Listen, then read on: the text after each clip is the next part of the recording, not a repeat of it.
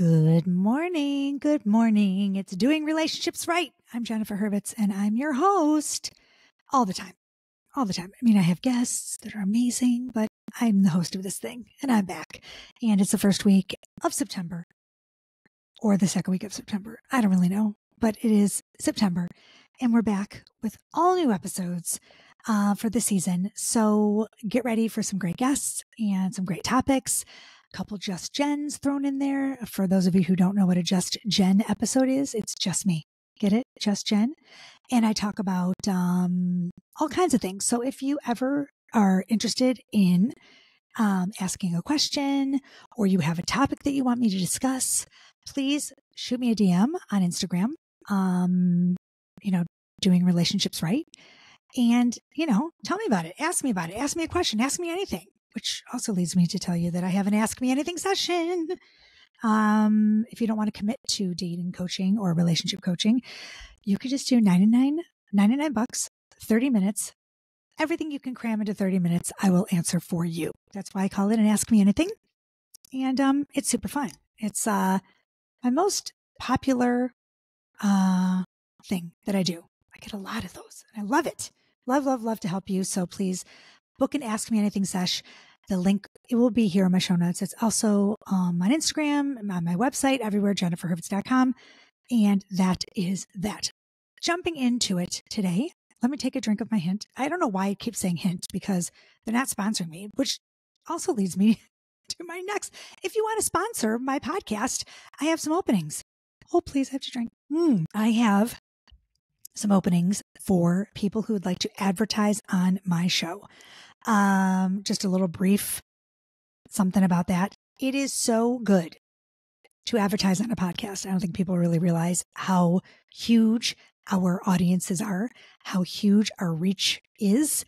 I have packages that include social media as well. If you'd like to be, if you'd like a reel, or you want to be me to do a TikTok video, something like that. Also, I do everything myself. I record the advertisements, whatever. I write them, all that good stuff. So reach out to me if you're interested in sponsoring my show.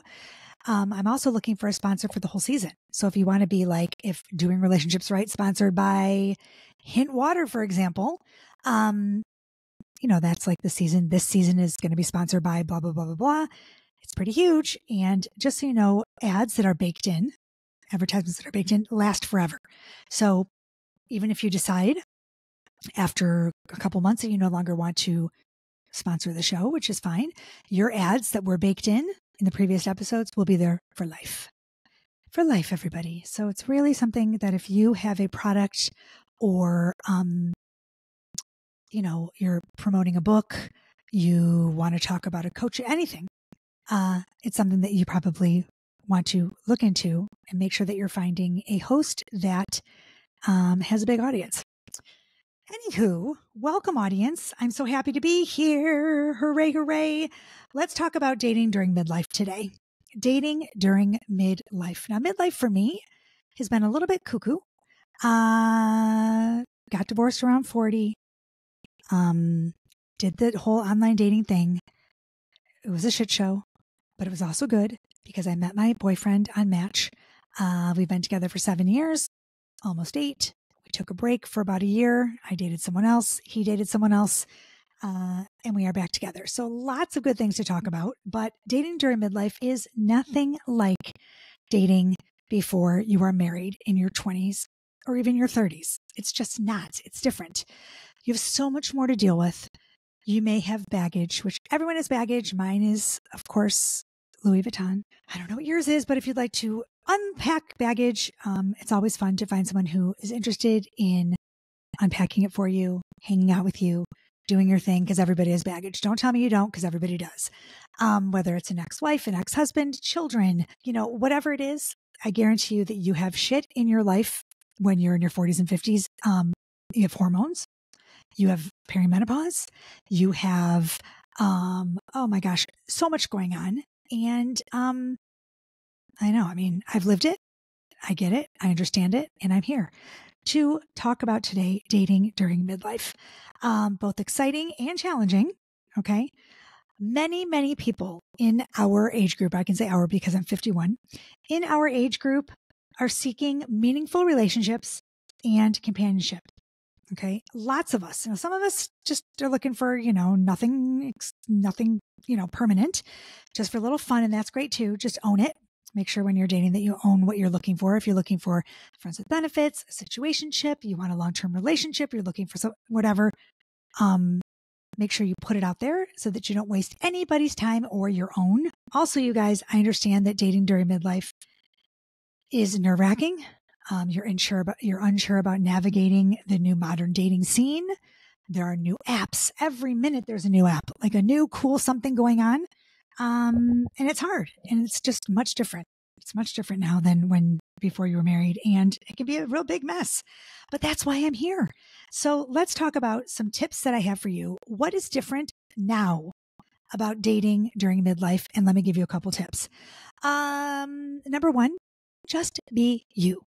I know that seems so silly and like, why can't we all just be ourselves and show up as our authentic selves? And it's hard. Sometimes it's really hard to have the confidence that you used to have after being in either a long marriage where you're with the same person for 20 years, or maybe it was an abusive marriage, or maybe it was a bad relationship or a toxic relationship.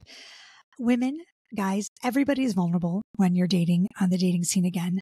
Cut yourself some slack and just show up as who you are. Because if someone doesn't like you for who you are, or they don't like the person that they're sitting across the table from, then fuck them. It's not your person. And there are so many other people out there that do want you as your authentic self. So just be you. Embrace your unique qualities, your strengths, and be honest about your interests, your values, and your goals. Okay?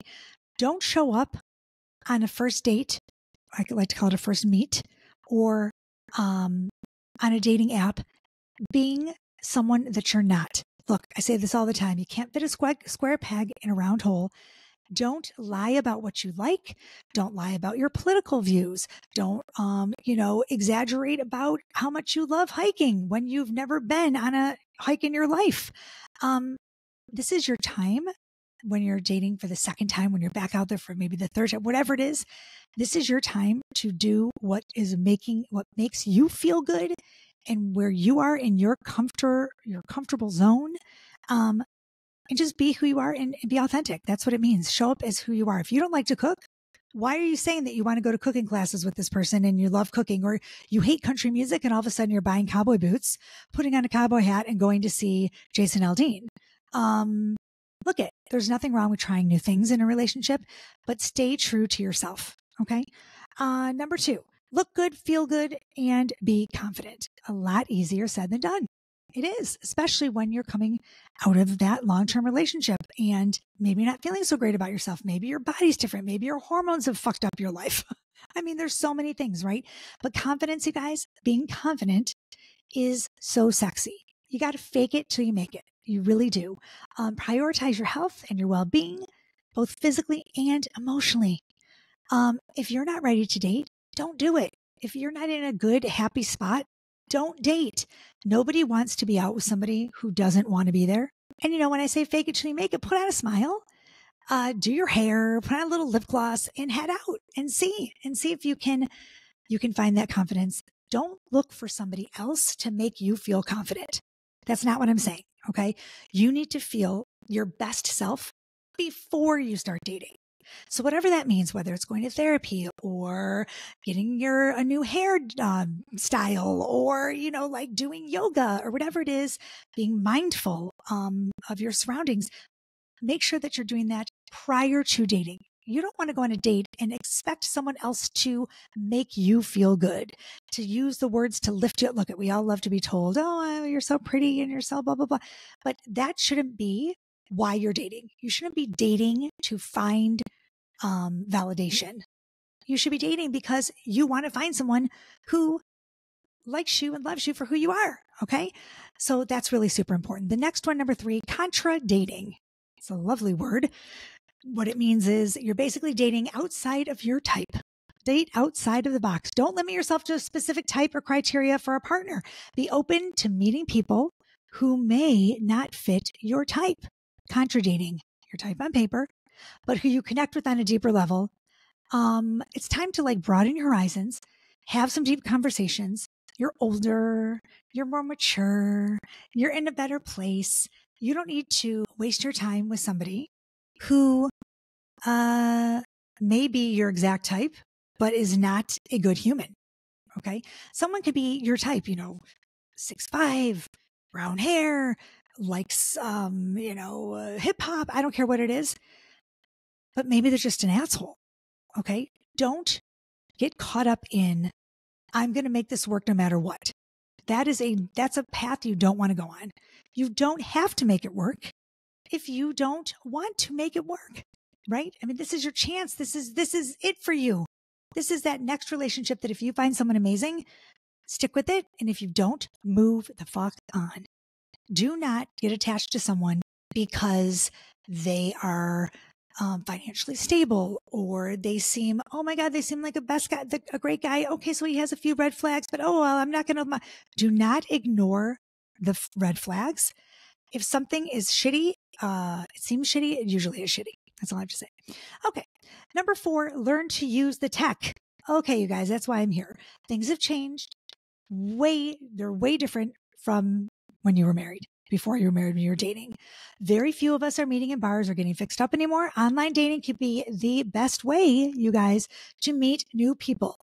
If you're struggling with online dating, if you don't know where to start, if you don't know which app to use or how to write your online dating profile or which pictures to choose, hire a coach. There's no shame in this online dating game. Okay. Hire a coach. That's why we're here. We know what we're doing. We've done the research. Most of us have online dated. I would not use a coach for online dating or dating in general if they have not dated or they have not used the dating apps. If they're married, why are they dating? No, you need to find someone who is divorced, has been through the dating scene, understands what you're feeling, can empathize with you at all costs when it comes to online dating, because it's not easy. So why would you go to someone, a coach who's married, who's never been on the dating app? It's just dumb, I think. Some people may beg to differ. Some people may say, well, this person's been married for 35 years, so she obviously knows how to do it. Well, guess what? If she's been married for 35 years, it's nothing like it was. You're not meeting your partner in college and going to fraternity houses and hanging out. No, that's not how it's working in midlife, unfortunately. So learn to use the tech, whatever that means. Learn how to use Zoom, learn how to use FaceTime, learn how to do a video call, all of those things. Learn how to do a Google search. Okay. Learn how to do a reverse Google search. When you meet someone, of course, I'm not saying stalk them, but I'm saying if you're online dating, you need to do your due diligence. I like to run a background check if this is someone that you really want to get involved with. Don't call me crazy. You should be doing it. Number 5, be patient. That's a tough one. Finding the right partner takes time, you guys, and patience. You have to learn to date. Okay, it's true. It doesn't come easily anymore. It takes practice and skills, that you may not have had from marriage. Look, you may not get those skills, making eye contact, and you're always texting. So like now you have to have a conversation in real life. It's difficult. Okay. Don't rush into anything. Trust that the right person will come along. I hate this. It's such like toxic positivity, but it will happen when it happens. Or, if it's right, it's right. I feel like you have to work at it. I feel like it takes effort to date, and you have to date intentionally. Got to date intentionally. You've got to be ready to read those bios, to not swipe on every Tom, Dick, and Harry that's a hottie. Have deeper conversations. This is all super important when you're dating during midlife, okay? Which leads me to number 6, use your words. This is a biggie. It's a really biggie for all your new daters. Back in the day, maybe before you were married, and you played coy, or you play hard to get, or you leave your feelings really you keep them close to the vest. Is it chest or vest? I think it's vest. That's not how this works anymore. Dating during midlife is all about saving time and saving energy and dating with intention. don't waste your time with someone who doesn't fit what you're looking for. Okay. You're never going to change this person. If they're in their 40s and 50s, they are who they are. If they're showing up authentically and you're showing up authentically and it fits, then great. But if it doesn't fit, move on. I say it, move the fuck on. Okay. But you got to use your words. This is a huge one. I say it all the time. You have to use your words. We're destigmatizing asking for what you want in a relationship or what you're looking for. Okay. Come to the table with your goals in mind. Say, this is what I'm looking for. I want a long-term relationship, a long-term commitment. If that's not what you're into, let's save each other time and just move forward.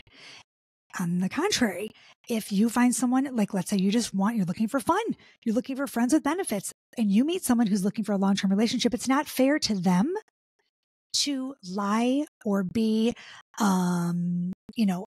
dishonest about what you're looking for. Because if you're looking for friends with benefits and they're looking for a long-term commitment, it's just not going to work.